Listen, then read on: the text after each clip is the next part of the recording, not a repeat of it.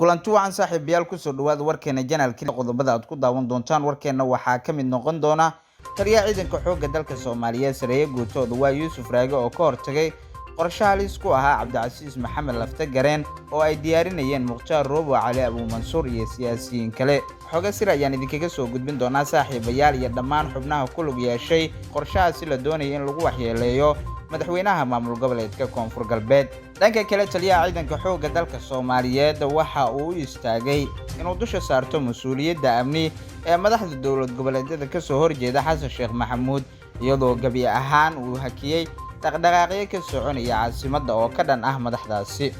xogihii ugu dambeeyay ayaan idinkaga soo gudbin doonaa qodobkaasi waxaa kale oo qayb ka noqon doona wararka aad kaga bogan doontaan muuqaalkeena xogihii ugu dambeeyay shirka magaalada Muqdisho caasimadda Soomaaliya oo ka soconaya madaxda dowlad goboleedyada iyo dowladda federaalka Soomaaliya dhammaan qodobada miiska saaran ee la gorfeynayo iyo waxyaabaha ka soo baxa shirkaasi ayaan idin soo gudbin doonaa iyadoo qodobada qaar ay haatan yihiin kuwa xasaasi oo isku mari la yihiin madaxda dowlad goboleedyada iyo Xasan Sheekh Maxamuud ciidamada qaranka Soomaaliyeed waxa ay qaadeen dagaalo ay ka gaareen guulo waaweyn oo al-shabaab looga qabsaday deegaano horle faahfaahinadii ugu dambeeyay ee ku aadan kacdoonka dagaal ee looga soo horjeeda al-shabaab ayaan idin soo gudbin doonaa iyadoo kacdoonkaasi uu si aad uga soconayo gobolada Hiiraan iyo Galgaduud dhammaan qodobadaas iyo kuwa kale ayaad kaga bogan doontaan saaxiibayaal warkeena janaalka ugu horreyn idin xasuusiyo inaad subscribe saarataan janaalkeena haddii aad nagu cusubtiin sidoo kalena aad like saarataan barteena Facebook ee bog si aad mar waliba ula socotaan wararka xaqiiqda ku saleysan ee ku baahina baraheena bulshada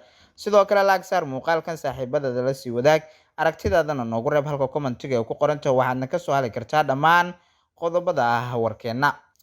waayay saaxiibayaal faahfaahinta ayaan u gudagalayaa haddii aan ku horeeyo qodobkeena koobaad taliyaha ciidanka xoogga dalka Soomaaliyeed sareeyo guutooda waa Yuusuf Raage ayaa waxa uu ka hortagay gabi ahaan hakiyay qorshe ay wadeen siyaasiyiin uu ka mid yahay wasiirka arrimaha diinta oo qaafta xukuumadda federaalka Soomaaliya Mukhtaar Roobo Cali Abu Mansuur Mukhtaar Roobo iyo siyaasiyiin kale ayaa waxa iska kaashadeen sidii ay u carqaladeyn lahaayeen amniga madaxweynaha maamulka Koonfur Galbeed Cabdicasiis Maxamed Laftagareen iyagoo oo diyaariyay in markii uu soo gabagaboobo shirka madaxda dowlad goboleedyada iyo dowladda federaalka Soomaaliya Laftagareen lagu xayiro magaalada caasimadda ah ee Muqdisho iyadoo laga dhigay xabsi guri waxaana Mukhtaar Roobo uu tilmaamay in arrinkaasi uu yahay tallaabada kaliya ee uga aarsan karo madaxweynaha maamul goboleedka Koonfur Galbeed waxa arrinkani Roobo ku raacsanaa siyaasiyiin uu ka mid yahay madaxweynihii hore ee maamulkaasi Shariif Xasan Sheekh Aadan Professor Jawaari Senator Ilyas Cabdiweli Sheekh Muude gudoomiye ku-xigeenkii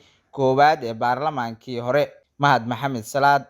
Xasan Sheekh Maxamuud iyo xubno kale oo ka tirsan dowladda federaalka Soomaaliya iyo siyaasiyiin hore xilal uga soo qabtay dowladda federaalka iyo maamul goboleedka Koonfur Galbeed kuwaas oo aragti ahaan ka soo horjeeda madaxweynaha maamulkaasi Cabdicasiis Maxamed Laftagareen xogtan oo si hoose ay u qorsheynayeen ayaa waxaa ka warhelay taliyaha ciidanka xoogga dalka Soomaaliyeed sareeyo guutooda waa Yuusuf Raage waxaanu ku dhaqaaqay arrin aysan filinayn dhammaan siyaasiyiinta qorsheynayay hawshaasi isagoo awoodiisa dibadda keenay waxa uu hakiyay qorshihii ay muddo badan ka soo shaqeynayeen sababaha shirkan Garowe looga soo wareejiyay ayaana la tilmaamay inay tahay sidii lagu dhagri lahaa madaxweynaha maamulka Koonfur Galbeed ujeedka ayaana ahaa markii uu soo gabagaboobo shirka madaxda dowlad goboleedyada iyo dowladda federaalka Soomaaliya in xabsi guri laga dhigay Cabdicasiis Maxamed Laftagareen waxaana arrinkaasi aad ugu cadaadinayay kooxda Damul Jadiid Mukhtaar Roobo Cali Abu Mansuur oo aaminsan in wadada kaliya uga aarsan kara Laftagareen ay tahay arrinkaasi qorshahan uu soo dejiyay hogaankii hore al-shabaab Mukhtaar Roobo Cali Abu Mansuur waxa ku qancay dhammaan siyaasiyiintii ka soo horjeeday Laftagareen waxayna aad ugu farxeen jabkaasi weyn ee loo qorsheynayay madaxweynaha maamulkaasi Koonfur Galbeed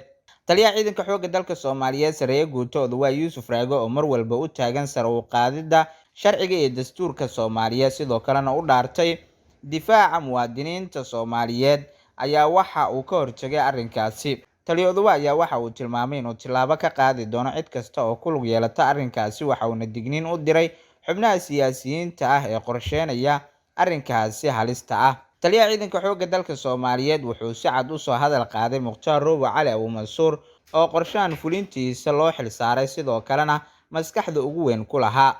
daaha gadaashiisa waxaa taagnaa Xasan Sheekh Maxamuud oo isagu aan soo muujineen iyo Mahad Salaad agaasimaha hay'adda nabad sugidda iyo sirdoonka qaranka Soomaaliyeed waxayna adeegsanayeen saaxiibkooda Senator Ilyas oo kala tirsanaa xisbiga UPD iyagoo u soo diray in qorshahaasi uu la ogaado xubnaha siyaasiyiinta ee ka aragti duwan laftagareen ee ka soo jeeda maamulkaasi Koonfur Galbeed oo uu ka mid yahay madaxweynihii hore ee maamulkaasi Shariif Xasan Sheekh Aadan, Cabdiweli Sheekh Muudey, Professor Jawaari iyo Mukhtaar Roobo Cali Abu Mansuur iyo xubno kale oo ka aragti duwan laftagareen. Waxaa haatan socota baaris ku aadan qorshahaasi halista ah oo qarayska tuurnimada sidoo kalena sharciga baalmarsan ay ku fikireen xubnahani iyadoo wacad ku maray taliye Odawaha inuu tallaabo sharciga waafaqsan ka qaadi doono cid waliba oo ku lug yeelata arrinkaasi. Waxaana cabsi fara badan haatan ay soo wajahday wasiirka arrimaha diinta oo qaafta xukuumadda federaalka Soomaaliya Mukhtaar Roobo Cali Abu Mansuur oo la tilmaamay in arrinkaasi isagu uu ku lahaa lugta ugu badan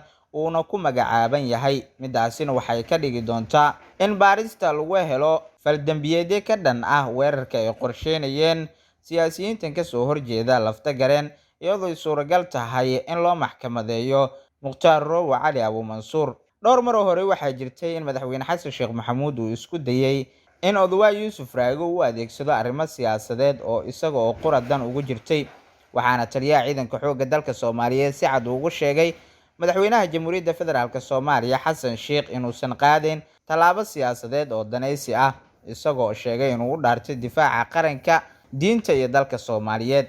waxaa haatan dhicisoobay qorshihii ay muddo badan soo dharaandhirinayeen xubnaha siyaasiyiinta ee ka aragti duwan laftagareen. sababaha ugu waaweyn ee shirka madaxda dowlad goboleedyada iyo dowladda federaalka looga soo baajiyay magaalada Garowe ayaana qayb ka ahayd siduu u fuli lahaa qorshahooda. shirkan ayaa markii hore laga weeciyay magaalada Muqdisho oo lagu qaban lahaa kadib markii tuun xoogan uu soo galay madaxweynaha maamulka Koonfur Galbeed Cabdicasiis Maxamed Laftagareen oo xilligaasi dareemay in qorshe ka dhan ah laga abaabulayo caasimadda. waxa uuna tilmaamay Laftagareen inuusan kaga qaybgeli doonin shirkaasi Muqdisho.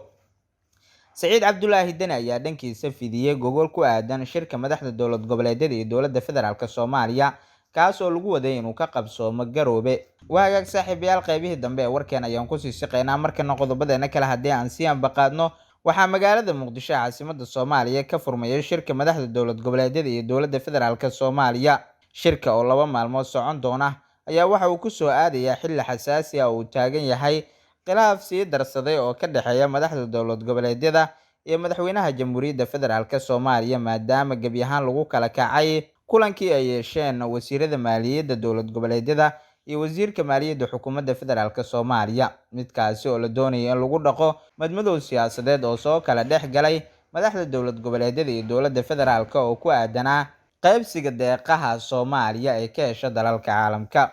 arrimaha ugu waaweyn ee shirkan lagu gorfayn doono ayaa lagu soo koobay ilaa 5 qodob oo madaxda dowlad goboleedyada iyo dowladda federaalka Soomaaliya isla meel dhigi doonaan iyadoo qodobada qaar yihiin kuwa lama taabtaan ah maadaama ay ilaa haatan ka heshiin la yihiin Xasan Sheekh Maxamuud iyo madaxda dowlad goboleedyada. arrimaha laga wada hadli doono waxaa qayb ka ah amniga. arrinkaasina waa mid ay isku wada fahmi doonaan sida ay sii tilmaamayaan falanqeeyayaasha madaxda dowlad goboleedyada iyo Xasan Sheekh Maxamuud. dalka qaybo ka mid ah waxaa ka curtay dagaal lagu diidan yahay Al-Shabaab. maamulada qaar weli dhankooda dagaalku kama bilaaban. dowladda federaalka Soomaaliya waxay sheegtay inay doonayso inuu dagaalku noqdo mid guud ahaan ka socda dalka. waxaa la filayaa inuu shirku mideeyo aragtida dagaalka madaxduna isla meel dhigto sidii Al-Shabaab looga xoreyn lahaa goobaha ay weli gacanta ku hayaan. qodobada ay ka wada hadli doonaan waxaa ka mid ah qodobka lacagta ka timid bangiga adduunka. waana mid xasaasi oo isku fahmi waayeen wasiirada maaliyadda dowlad goboleedyada iyo wasiirka maaliyadda xukuumadda federaalka ah ee Soomaaliya iyada oo habqaybsiga deeqaha la siiyo Soomaaliya uu noqday mid gabi ahaan ay ka soo horjeestaan madaxda dowlad goboleedyada qoondadii uu siiyay Xasan Sheekh Maxamuud iyagoo ku tilmaamay in lacaga fara badan uu lunsanayo. xilligii Maxamed Cabdulaahi Maxamed Farmaajo si saxan ayay wax ku kala qaybsan jireen madaxda dowlad goboleedyada iyo dowladda federaalka. weligeedna kama soo yeerin qaylandhaan ku aadan dhanka lacagaha loogu deeqay Soomaaliya ee loo qoondeeyay madaxda maamul goboleedyada. sidoo kale waxaa laga wada hadli doonaa kala aaminbaxa siyaasadda. qodobkan waxa uu muhiim u noqon doonaa inuu soo ilaado madmadowga siyaasadeed ee ka dhexeeya maamul goboleedyada iyo dowladda federaalka. haddii la isla meel dhigana waxa uu noqon doonaa in gebi ahaan khilaafkii siyaasadeed ee ka dhexeeya labada dhinac uu soo afjarmay. Kala aaminbaxa siyaasadeed ayaana haatan maraya heerkii ugu sarreeyay, iyadoo ay tagtay in amni ahaan la isku sii aamini waayo oo madaxweyne kasta uu keensado ciidamadiisa uuna gudaha ula galo fila Soomaaliya. Muddo kororsiga madaxda maamul gobollada waa qodob ka mid ah qodobada miiska saaran, lana ogsoon yahay in aan la isku afgaran doonin maadaama madaxweynaha maamulka Jubbaland Axmed Maxamed Islaam Axmed Madoobe uu ku dhawaaqay muddo kororsi 1 sano oo u meelmariyeen baarlamaanka maamulka Jubbaland. Axmed Madoobe waa nin hal adag, inta badanna aan ka foqin go'aankiisa, waxaana la leeyahay inuu ka laabto muddo kororsiga 1 sano ee uu ku dhawaaqay waa mid xalay ahaa oo tagtay, waxayna sii adkeyn doontaa arrinkaasi in la isla meel dhigo qodobka ku aadan muddo kororsiga oo dowladda federaalka haatan ay dooneyso inay ka hakiso guud ahaan maamul goboleedyada, maadaama haddii loo ogolaado Jubbaland ay ku wada daysan doonaan Puntland, Galmudug iyo sidoo kale Koonfur Galbeed oo dhammaantood midwixiloodkooda uu yahay kuwa gabagaba ah. Safarka madaxweynaha ee New York waa mid ka mid ah qodobada ugu xasaasisan ee looga hadli doono shirkani, iyadoo arrinkaasina ay u badan tahay in la isla qaato maadaama madaxweyne Xasan Sheekh Maxamuud uu doonayo in uu beesha caalamka ka gado kalsoonida uu ka haysto madaxda dowlad goboleedyada, midaasi oo u sahlaysa in soo dhaweyn wacan uu kala kulmo madaxda Mareykanka, sidoo kalena ay soo siiyaan abaalmarin lacageed, iyadoo arrinka kaliya Xasan Sheekh Maxamuud uu u ordayay ay tahay sidii lacago fara badan uu kaga soo heli lahaa wadamada caalamka. Wixii xoog ku soo kordho saaxiibayaal shirkaasi iyo qodobada ku gadaaman waxaad kaga bogan doontaan muuqaaladeena soo aadan. Guud ahaan saaxiibayaal warkii aad kala socoteen inta ayuu kusoo gabagabeynayaa. Waa idinkaga mahadcelinayaa daawashada muuqaalkani, anigoo dhanka kale idin xasuusinaya inaad subscribe saarataan channelkeena, sidoo kalena like saarataan barteena Facebook si aad mar waliba ula socotaan wararka xaqiiqda ku saleysan ee ku baahina baraheena bulshada. Muuqaalka kiisa iga saaxiibayaal inta ku kulmi doona waxaad kaga tagayaa sida ay nabadgelyo.